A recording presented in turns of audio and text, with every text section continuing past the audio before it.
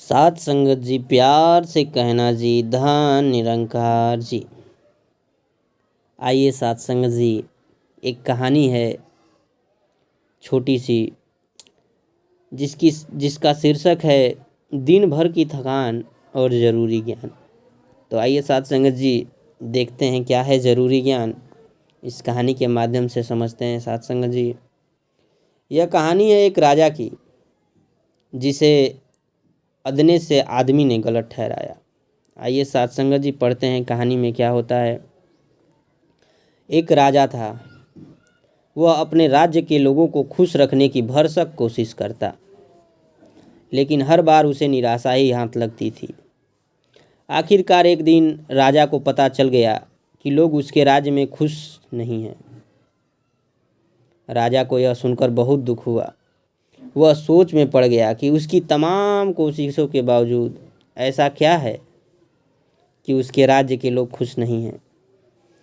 तमाम प्रयासों के बावजूद वह अपने राज्य के लोगों को खुश ही नहीं कर पा रहा था।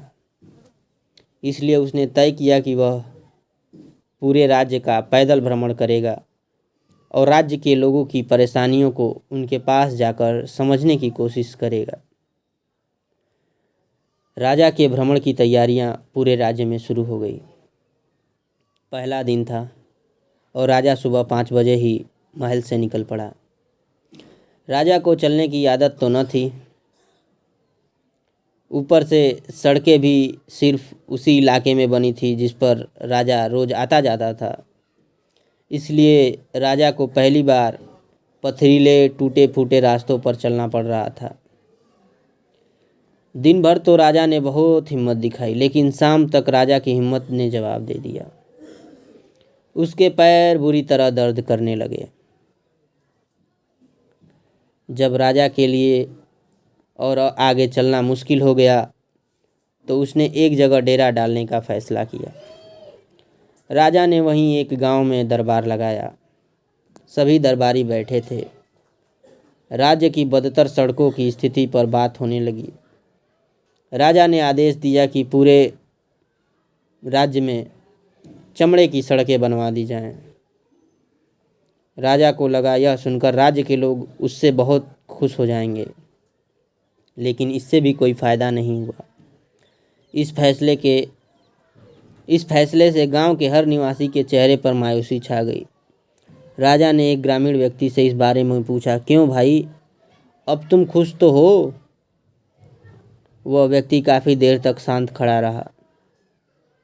राजा को यह देखकर बहुत गुस्सा आया। राजा ने सोचा, इन लोगों का दिमाग खराब हो गया है। मैं इनकी भलाई के लिए इतना कर रहा हूँ, फिर भी इनको कोई फर्क ही नहीं पड़ता।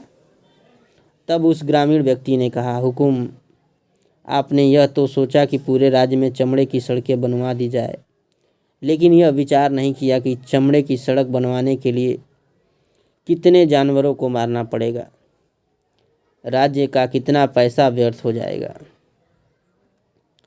पूरे राज्य में सड़कें बनवाने के बजाय अगर आप खुद ही चमड़े के जूते बनवा के पहन ले तो जानवरों को भी नहीं मारना पड़ेगा और जो पैसा बचेगा वह राज्य के हित में खर्च किया जा सकेगा। राजा हैरान रह गया।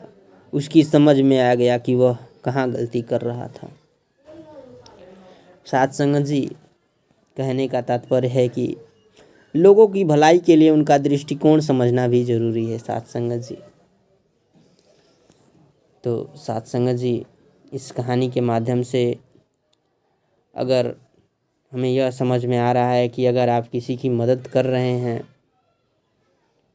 तो सबसे पहले आप दृष्टिकोण को समझिए कि आप उसको किस प्रकार की मदद की ज़रूरत है। सात संगत जी, सात संगत जी प्यार से कहना जी, धन निरंकार जी।